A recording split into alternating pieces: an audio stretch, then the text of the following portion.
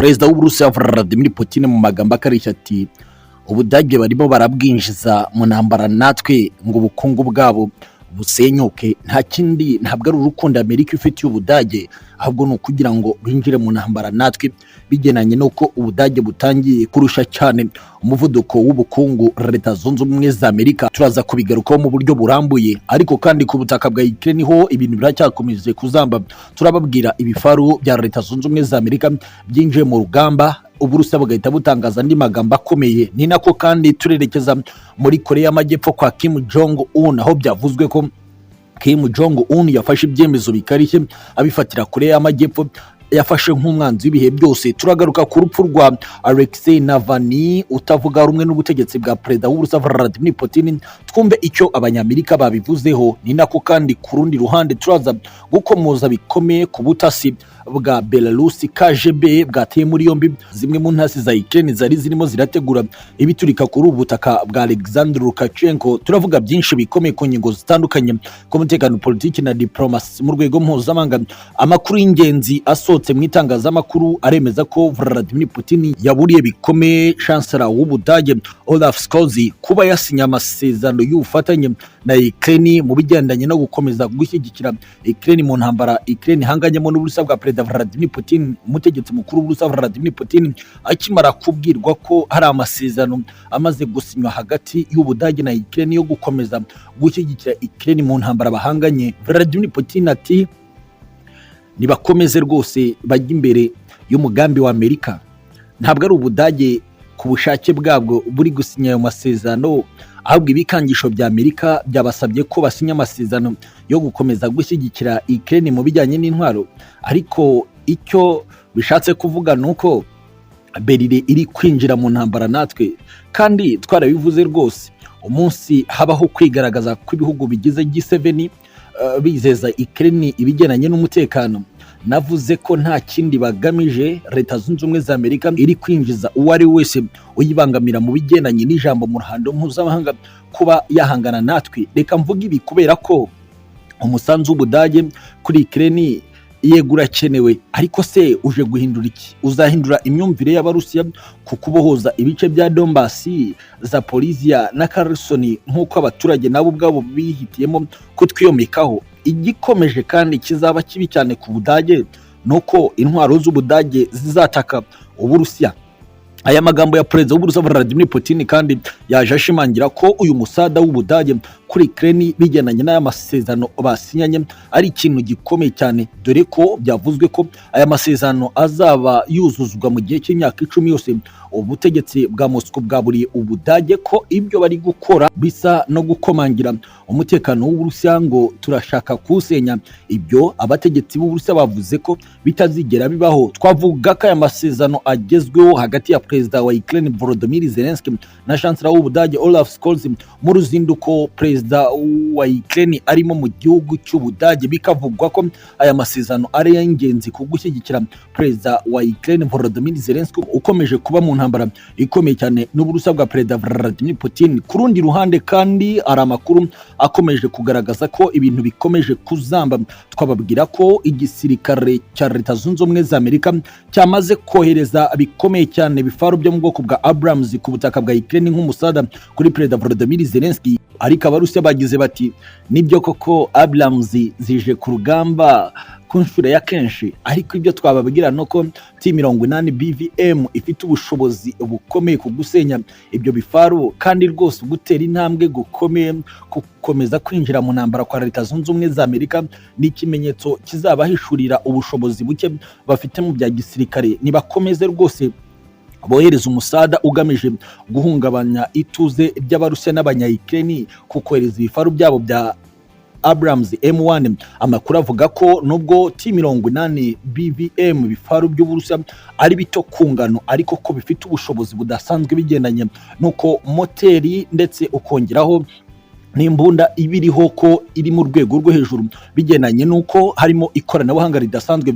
Twavuga ko umusirikare w'igisirikare cy'Uburusiya waganiriye n'itangazamakuru mu kwezi kwa mbere gushize yagaragaje ko ibifaru bya T-80 BVM biri mu rwego rwo hejuru kandi ko bifite ikoranabuhanga ridasanzwe. Ati nibura mu cyerekezo cya Zaporizhia turi kubikoresha, ubushobozi bwabyo bwaragaragaye kandi rwose ku mirongo y'imbere ku rugamba ni ibifaru bifite ubushobozi bwiza ku kwitwara mu gihe icyo ari cyo cyose cy'ikirere cyaba gihindutse cyangwa se kidahindutse.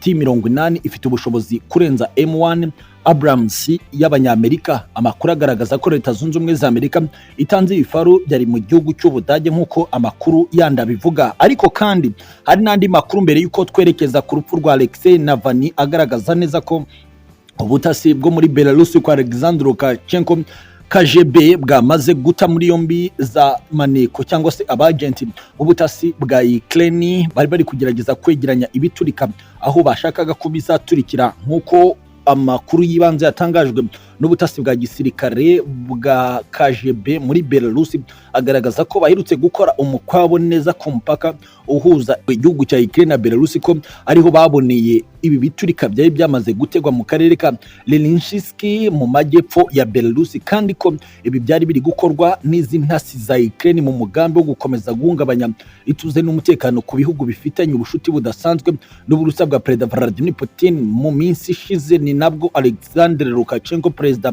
wa Belarus, yatangaje ko hafunzwe abatasi benshi ba Ukraine bagerageza umunsi ku munsi kwinjira ku butaka bwa Belarus ku gutega ibiturika ndetse no kugira nabi abasivile ku butaka bwa Belarus kugira ngo barebe ko hari ubundi bushotoranyi bushobora kuvuka bagashyigikirwa n'ibihugu bya NATO bikomeza kurebana ayingwe umunsi ku munsi n'igihugu cya Belarus kwa Alexander Lukashenko. Ariko kandi reka tubanze muri Koreya y'Amajyaruguru kwa Kim Jong Un. Perezida wa Koreya y'Amajyaruguru Kim Jong Un yatangaje ko niharamuka havutse intambara hagati y'igihugu cye na Koreya y'Epfo, intego izaba ari ukwigarurira burundu iki gihugu gituranye. Izo mvugo za Perezida Kim Jong Un zabanjirijwe n'ibikorwa bitandukanye byo kugerageza intwaro rutura iki gihugu gikora umunsi ku munsi, ndetse Kim Jong Un agaragaza ko igihugu cye gikomeje imyiteguro mu buryo bwo gusubiza ubushotoranyi bwa hato na hato bwa Amerika. Mu byatumye Kim Jong Un asa n'uhagurutse birimo nuko hamaze iminsi hagaragara ukwisuganya gukomeye kwa Seoul ndetse na Washington binyuze mu myitozo ya gisirikare, bituma Koreya ya Ruguru yumva ko hari imigambi yo kwigira nabi iri gucurwa nayikomeza imyiteguro ya gisirikare. Ibi kandi byatumye Koreya ya Ruguru izamura umubano wayo n'abanzi ba Amerika, cyane cyane uburusiya bwa Vladimir Putin, ibishimangirwa nuko mu byumweru bishize mu ntambara yo ku butaka bwa Ukraine uburusiya bwagiye bukoresha misile zo muri Koreya y'Amajyaruguru nk'uko amakuru abivuga. Abayobozi ku mpande zombi kandi bahuriye mu Burusiya bagirana ibiganiro bikomeye, biteganyijwe kandi ko na perezida w'Uburusiya Vladimir Putin mu minsi ya vuba ashobora kugenderera mugenzi we Kim Jong Un ku butaka bwa Pyongyang nk'uko na Kim Jong Un aherutse mu Burusiya. Ikindi gikomeje gutera impungenge nuko Kim Jong Un yagaragaje ko Koreya y'Epfo ayifata nk'igihugu cy'umwanzi karundura. Abasesenguzi bagaragaza ko uku kugaragaza Repubulika ya Koreya nk'umwanzi biha Kim Jong Un uruvugiro n'uburenganzira bwo gukomeza gucura intwaro kirimbuzi byo guhangana n'abanzi kabone n'ubwo iki gihugu cyakunze kubihanirwa.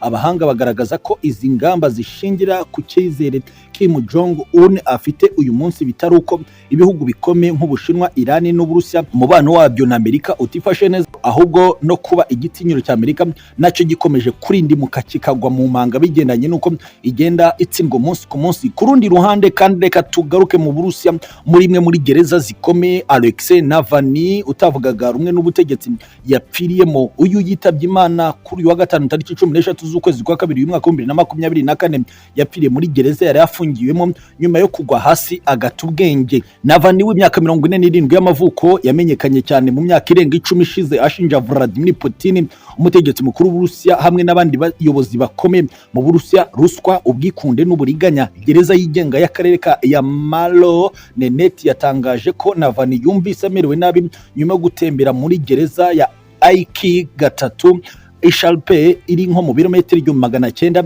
mu majyaruguru ashyira uburasirazuba bwa Moscow. Iyi gereza yavuze ko yahise agwa hasi atakaza ubwenge. Iyi gereza ikomeza igira iti ingamba zose zikeneye zo kumutabara zakozwe ariko ntizatanga umusaruro ushimishije. Umuvugizi wa Kremlin Presence y'Uburusiya Dmitry Peskov yatangaje ko Putin yabwiwe iby'urupfu rwa Navalny. Putin uziyamamariza kongera kuyobora Uburusiya mu kwezi gutaha yerekanywe mu mashusho ya televiziyo asura rumwe mu ruganda rukomeye cyane Iran, bikavuga ko Vladimir Putin nawe yatunguwe n'urwo rupfu. Abashyigikiye Alexei Navalny bavuze ko badashobora kwemeza ko yapfuye, ariko ko biramutse byabaye bemeza ko yaba yishwe n'ubutegetsi bwa Moscow. Umufasha wa Navalny Leonid Volkov yanditse ku mbuga nkoranyambaga ati abategetsi b'Abarusa batangaje ko bishe Alexei Navalny muri gereza, nta buryo dufite bwo kubyemeza cyangwa kwerekana ko ibyo atari ukuri. Ariko kandi ku rundi ruhande Leta Zunze Ubumwe za Amerika yakunze gushyigikira Alexei Navalny yatangaje byinshi bikomeye, by'umwihariko Kamala Harris Vice President Leta Zunze Ubumwe za Amerika ubwo yari mu nama y'umutekano iminici yavuze amagambo akomeye cyane agaragaza ko Leta Zunze Ubumwe za Amerika ziri kugerageza kwemeza amakuru y'urupfu rwa Alexei Navalny kandi ko bihanganishije umuryango we mu gihe koko byaba ari ukuri. Ati uko byagenda kose turagerageza gushaka uburyo butwemeza neza ko uru rupfu rwaba rudafitwemo inshingano cyangwa se rutashyizwe mu bikorwa n'ubutegetsi bwa Moscow. Kamala Harris yongeyeho ko ubutegetsi bwa Amerika buragerageza gukurikirana akanuko kandi kukomenya ibyanyabyo niba koko Alexei Navalny yapfuye. Twavuga ko Anthony Blinken kandi chef wa diplomasi ya Leta Zunze Ubumwe za Amerika nawe iminici yavuze ko Leta Zunze Ubumwe za Amerika zizi neza ko ibi bintu biraza gukurikiranwa uko byagenda kose bakamenya icyaba cyateye urupfu rwa Alexei Navalny niba koko ari ukuri. Ati turacyabikurikirana hafi. Umuvugizi wa Minisiteri y'Ububanyi n'Amahanga Maria Zakharova we yahise avuga ko ibihugu bya NATO biri kugerageza kuvuga ko Alexei Navalny yishwe n'ubutegetsi bw'Uburusiya ari ukugerageza rwose kwemeza ibintu bitarabyemezwa n'inzego zibishinzwe, cyane cyane niba ubuhanga mu bijyanye n'ubuganga buremeza iby'urupfu rwa Alexei Navalny. Ati n'abahanga kubera ko bashobora kwemeza ibitaremezwa mu buryo bwa burundu, dore ko amakuru ya nyayo ataratangazwa. Ariko kandi umwe mu bakomeye mu Burusiya akaba umunyamakuru Simone yagize ati ibihugu byinshi biraza kungukira cyane muri uru rupfu rwa Alexei Navalny kurenza igihe cyose, kubera ko hari amatora y'umukuru w'igihugu hano mu Burusiya. Baraza kuvuga ko hari uwishe Alexei Navalny kugira ngo basebye Uburusiya. Ni byinshi cyane bikomeye ku ngingo zitandukanye ku mutekano, politiki na diplomasi mu rwego mpuzamahanga. Asantene sana. Niba ukurikirana ibiganiro byacu bya Iwacu Today, kora subscribe tujye tubana inshuti zacu. Murakoze cyane.